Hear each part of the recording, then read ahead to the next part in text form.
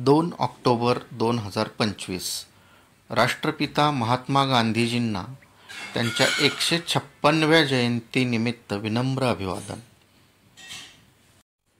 भारताचे राष्ट्रपिता महात्मा गांधीजी, पूर्ण नाव मोहनदास करमचंद गांधी, यांचा जन्म 2 ऑक्टोबर 1869 रोजी गुजरात राज्यामधील पोरबंदर या शहरात झाला होता. यावर्षी 2025 महात्मा गांधीजींना त्यांच्या 156व्या जयंतीनिमित्त विनम्र अभिवादन. ब्रिटिशांविरोधातील भारताच्या स्वातंत्र्य लढ्यातील महात्मा गांधीजींच्या अनन्यसाधारण समर्पित योगदानामुळे त्यांना भारताचे राष्ट्रपिता असे संबोधण्यात येते. अहिंसात्मक असहकार चळवळ, खिलाफत चळवळ, मिठाचा सत्याग्रह, भारत छोडो चळवळ या काही राष्ट्रपिता महात्मा गांधीजींनी केलेल्या चळवळी अगदी जगभर प्रसिद्ध आहेत.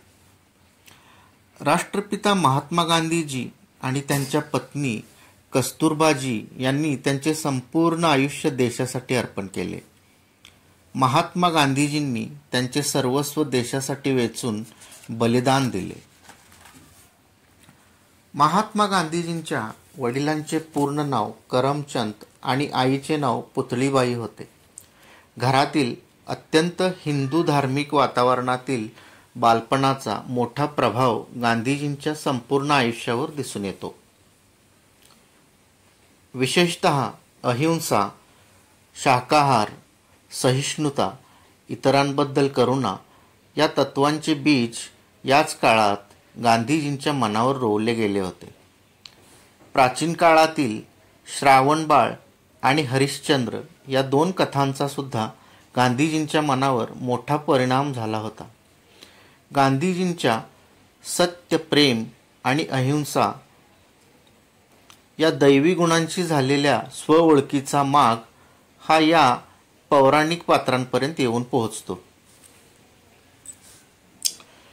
1883 वयाच्या 13व्या वर्षी गांधीजींचा कस्तुरबाजी सोबत बालविवाह झाला होता. कस्तुरबाजींना प्रेमाने बा नावाने सुद्धा बोलवले जात असे. गांधीजींना 4 मुले किंवा अपत्ये होती: हरिलाल, मणिलाल, रामदास आणि देवदास. गुजरातमधील एका हिंदू कुटुंबात वाढलेल्या गांधीजींनी लंडन येथील इनर टेम्पल येथे वकिलीचे शिक्षण पूर्ण केले होते. यानंतर 2 वर्ष त्यांनी भारतात वास्तव्य केले. 1893 साली गांधीजी एका भारतीय व्यापाऱ्याची केस लढण्यासाठी म्हणून दक्षिण आफ्रिकेला गेले. पुढे गांधीजी कुटुंबासोबत 21 वर्षे दक्षिण आफ्रिकेत राहिले. दक्षिण आफ्रिकेतच असहकार आणि अहिंसेच्या तत्वावर आधारित सत्याग्रहाचा उपयोग गांधीजींनी प्रथम केला. 1915 साली गांधीजी दक्षिण आफ्रिकेहून भारतात परतले आणि ब्रिटिशांच्या अन्यायकारक जमीन कर आणि भेदभावाच्या विरोधात शेतकरी, कामगार आणि शहरी मजुरांना आंदोलन करण्यासाठी ते संघटित करू लागले.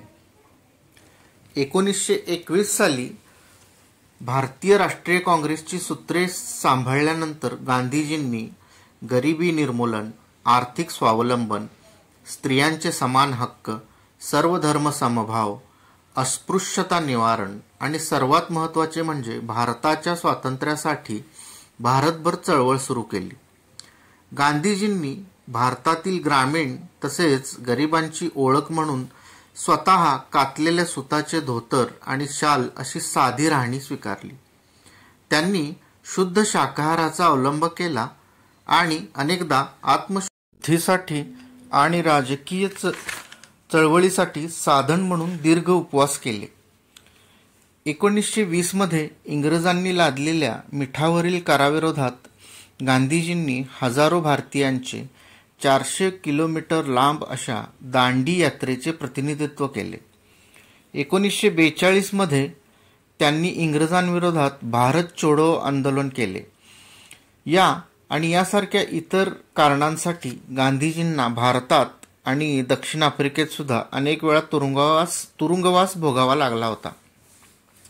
महात्मा गांधीजींनी आयुष्यभर सत्य आणि अहिंसा या तत्वांचा पुरस्कार केला. स्वतः देखील याच तत्वांनुसार जगले आणि इतरांनीही तसे करावे असे सुचविले.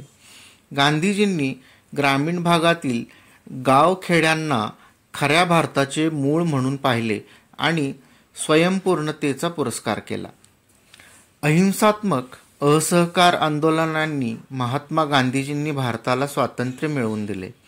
अहिंसात्मक मार्गांनी स्वातंत्र्य मिळवण्यासाठी त्यांनी संपूर्ण जगाला प्रेरित केले. 1944 साली नेताजी सुभाषचंद्र बोस यांनी गांधीजींना प्रथमच राष्ट्रपिता असे संबोधले. महात्मा गांधीजी सविनय सत्याग्रहाच्या कल्पनेचे जनक होते. 2 ऑक्टोबर हा महात्मा गांधीजींचा जन्मदिवस हा भारतात गांधी जयंती म्हणून आणि जगभरात आंतरराष्ट्रीय अहिंसा दिवस म्हणून साजरा केला जातो. या दिवशी भारतात राष्ट्रीय सुट्टी असते. महात्मा गांधीजींना भारतात प्रेमाने राष्ट्रपिता आणि बापू असे संबोधले जाते.